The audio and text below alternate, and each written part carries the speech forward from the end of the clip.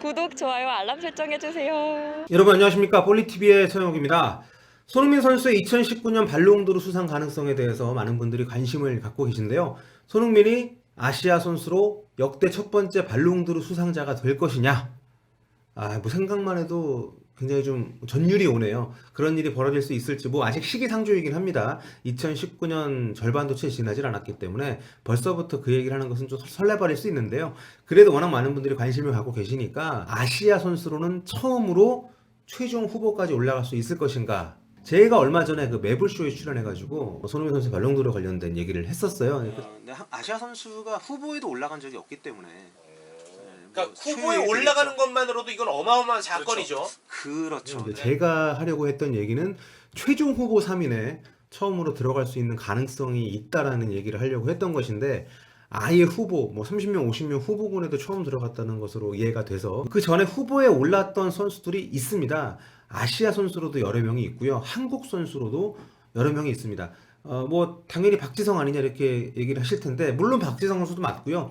하지만 박지성 선수 이전에도 후보로 선정이 됐었던 한국 선수, 또 아시아 선수들이 있습니다. 아마 많은 분들이 차범근 전 감독님 얘기를 많이 하실 것 같은데, 차범 감독님 시절에는 유럽 선수들 대상으로만 수여가 되는 그런 상이었어요, 발롱도르가. 그렇기 때문에 그 당시 유럽 최고 수준의 활약을 펼쳤음에도 불구하고, 특히 1986년 같은 경우에는 한 매치에서 주는 분데스리가 올해의 선수상을 받기도 했었던 차범근 선수였는데, 발롱도르 후보군에는 들어갈 수가 없었고요. 뭐 그 당시에는 펠레나 마라도나 같은 선수들도 발롱도르 후보자에 들어가지 못했어요. 타대륙 출신 선수들은 발롱도르 후보가 될 수가 없었습니다.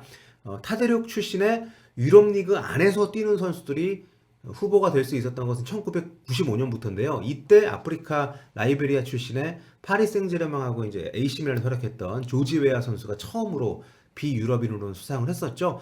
그 뒤로 2007년부터는 문호를 더 개방을 해서, 그 전까지는 유럽 리그에서 뛰고 있는 선수로 한정을 했다면 이제는 전 세계에 뛰는 모든 프로축구 선수를 대상으로 하는 상으로 좀 규모가 확대가 됐습니다. 그렇기 때문에 박지성 선수가 2005년에 당시 이제 50인 후보자 명단에 포함이 되긴 했었습니다만, 박지성 선수가 한국 선수로는 처음도 아니고 아시아 선수로도 처음이 좀 아니에요. 네, 많은 분들이 아마 박지성 선수가 처음이라고 생각하셨을 텐데, 할 텐데, 그래 차범근도 아니야 하실 텐데, 가장 먼저 한국 선수 중에서 발롱도르 후보자의 이름을 올린 선수는 바로 설기현 선수입니다. 설기현 선수는 당시 벨기에 최고 명문팀인 안더레어트에서 주전 공격수로 활약을 하면서 많은 골을 넣었었고요. 무엇보다 2002년 월드컵 영광을 등에 업고 포함된 면도 분명히 있지 않나 생각이 됩니다. 지금 보시는 사진이 2004년도 초의 사진인데, 이때 보시면은 설기현 선수 옆에 이 뱅산 콤파니 선수의 모습이 보이죠? 지금 맨체스터 시티 주장으로서 또 프리미어리그 우승을 차지한 뱅산 콤파니 선수가 이때 만 17세로 설기현 선수랑 같이 안더레르트에서 활약을 했었는데요. 그 당시에 이제 설기현과 일본에서는 당시 이제 아스날, 풀럼에서 뛰고 있던 주니치 이나모토 선수가 또 함께 발롱도르 최종 50인 후보에 이름을 올렸습니다. 뭐 설기현 선수 정도면 뭐 그러려니 하겠는데, 이나모토까지 들어가니까 좀 찝찝하지 않습니까? 왜냐하면 이나모토 선수가 그 당시 활약이 그렇게 좋지 않았었기 때문에, 티셔츠 판매원이라는 별명을 가장 먼저 얻었던 선수가 아스날 시절의 주니치 이나모토 선수거든요.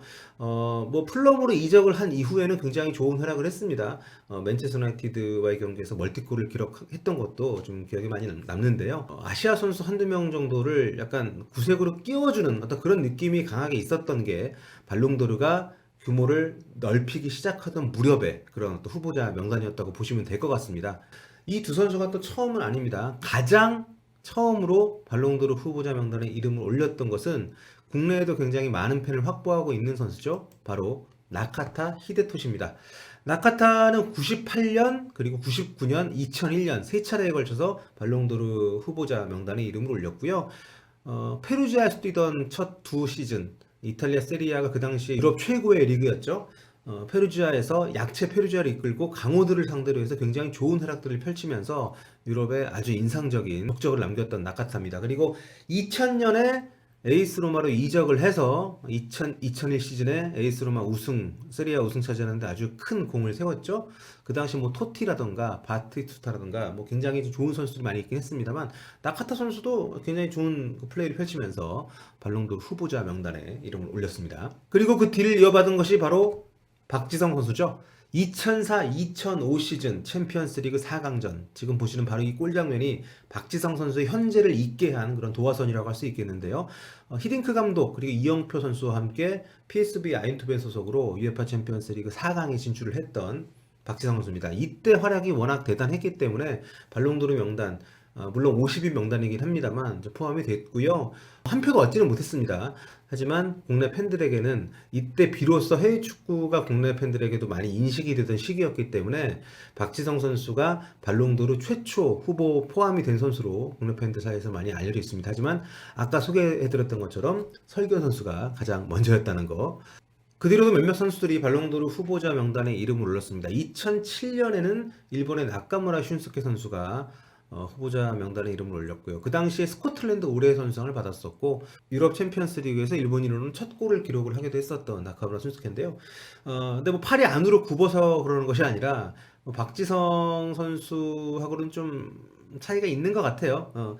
이 아시아 선수에 대한 어떤 좀 우대, 어떤 할당 이런 느낌으로 아시아 선수들이 종종 이제 포함이 된 것이 아닌가라는 좀 생각이 들어요. 왜냐하면 발롱도르가 이 투표자의 범위도 그전에는 유럽에 있는 기자들만 대상으로 했었는데 지금은 전 세계 기자들까지 확대를 시켰거든요.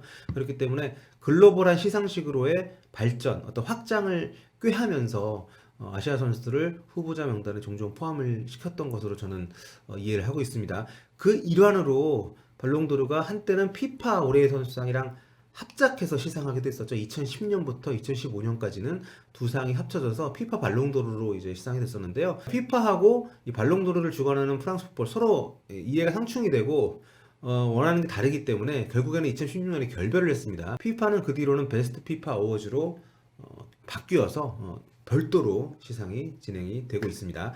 자, 손흥민 선수 얘기로 돌아가죠. 아직까지는 발롱도르하고는 거리가 좀 멀었던 손흥민 선수인데요. 최근에 유럽에서 뭐 각종 뭐 베팅 업체라든가 매체들에서 손흥민 선수를 유력하게 2019년 발롱도르 후보자로 거론을 하고 있습니다. 충분히 가능성이 있고요.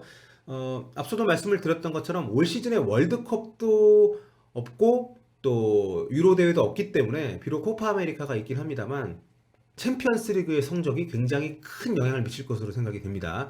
안 그래도 올 시즌에 프리미어리그 올해 선수상 그 후보자에서 배제된 것이 영국 내에서도 많은 논란을 일으키고 있는 손흥민 선수이기 때문에 만약에 손흥민 선수가 지금처럼 결승전 메인 모델로 공식적으로나 여러 매체에서 거론이 될 정도로 주목을 받고 있는 상황에서 토트넘이 챔피언스리그 우승컵을 가져가게 된다면 올 시즌 발롱도르 후보자 포함은 저는 무조건 된다고 생각을 하고요.